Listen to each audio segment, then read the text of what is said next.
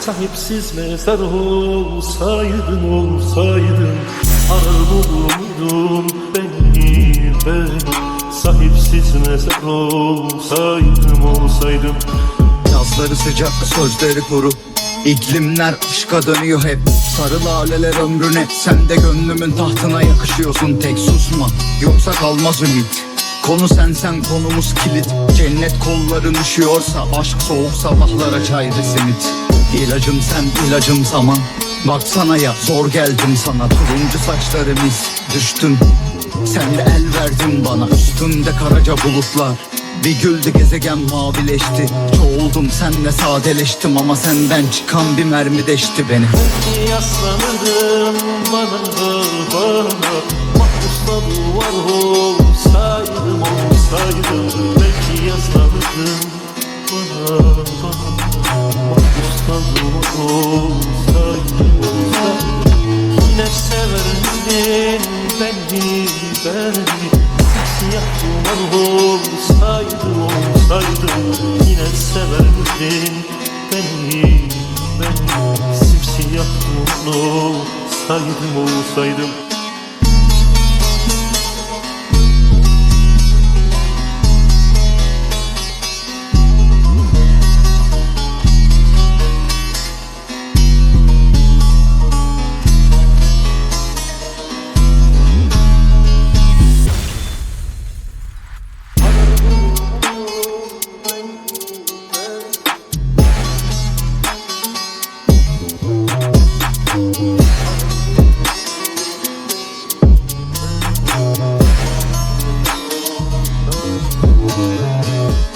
İlacım sen, ilacım zaman. Baksana ya, zor geldim sana. Turuncu saçlarımız düştüm, sen de el verdin bana. Üstümde karaca bulutlar, bir güldü gezegen mavileşti. Çoğuldum senle sadeleştim, ama senden çıkan bir mermi deşti beni. Ölmüşem, sana görmemişem, ne en mutlu günüme gölge düşer. Bu yaz akşamları çiçek bahçesi, eski yazlarım körpe diken. Akdeniz'in en mavisi tenin, dinle.